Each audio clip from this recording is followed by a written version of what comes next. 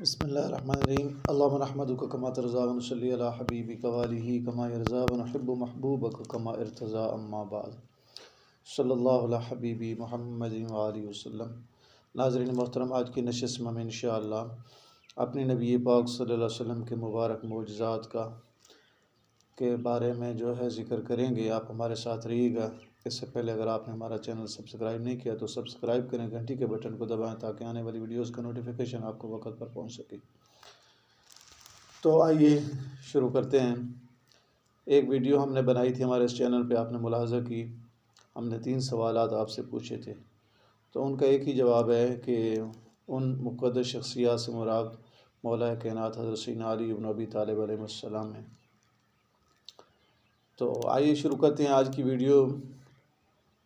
ہمارے نبی پاک صلی اللہ علیہ وسلم کے معجزات کے بارے میں اگر نظر صحیح سے کام لیا جائے تو آپ صلی اللہ علیہ وسلم کے معجزات فرمایا کہ اتنے زیادہ ہیں، علماء نے لکھا ہے کہ احساس سے بھی متجاوز ہیں، یعنی شمار کرنے سے بھی، کیونکہ ہمارے نبی پاک صلی اللہ علیہ وسلم کا ہر قول، ہر فعل، ہر حال، اس میں حکم دیکھیں، مسالے دیکھیں، مصلحتیں دیکھیں، اسرار و رموز دیکھیں، خارق عادات دیکھیں، تو یہ اس اعتبار سے بہت زیادہ شمار سے بھی متجاوز ہیں، اور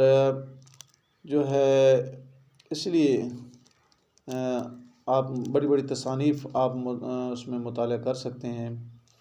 امام غزالی رحمۃ اللہ علیہ، امام شعرانی رحمۃ اللہ علیہ، شاہ ولی اللہ محدث دہلوی رحمۃ اللہ علیہ، تو ان حضرات میں کہ کتب آپ مطالعہ کر سکتے ہیں۔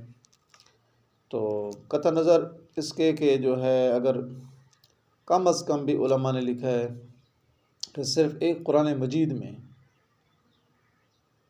تو 7700 معجزات تو صرف قرآن پاک ہی ہے آپ کے اتنے معجزات کے متعلق۔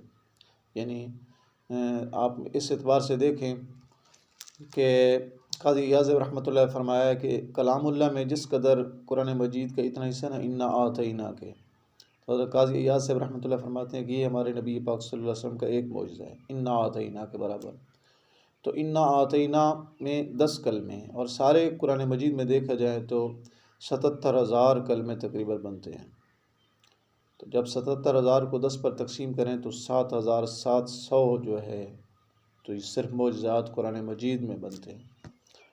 تو سبحان اللہ، کلام اللہ میں 7,700 معجزے ہیں، اور اگر اس کی پیشن گوئی کو لیا جائے کہ جن میں سے 13 الکلام المبین میں جمع کی ہیں، اور 77,000 سے جس قدر زیادہ ہیں اس کو بھی 10 پر تقسیم کر کے حاصل کس ملا لیا جائے تو اس عدد میں اور اضافہ ہو جاتا ہے۔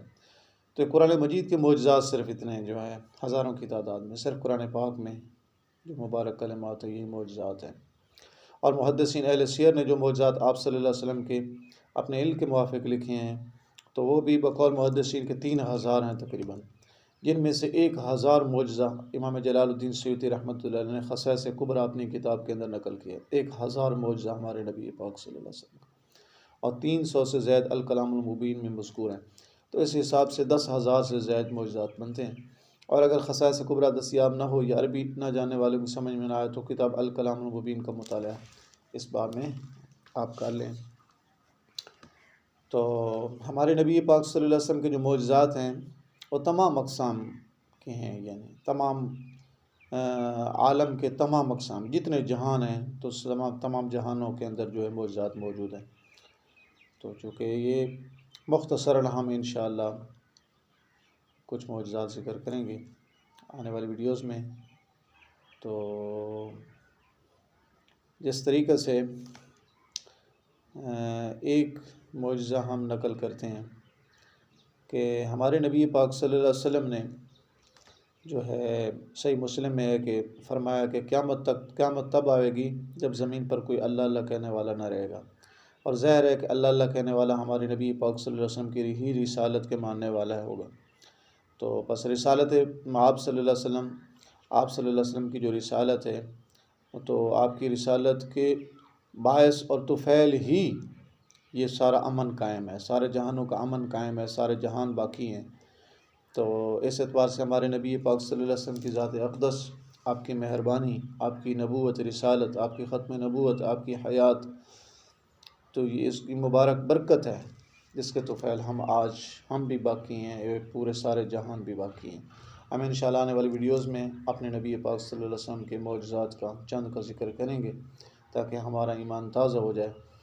تو آپ ہماری ویڈیوز کو ضرور ملاحظہ کیجیے گا اور ہمارے چینل کو ضرور سبسکرائب کیجیے گا۔ السلام علیکم ورحمۃ اللہ وبرکاتہ۔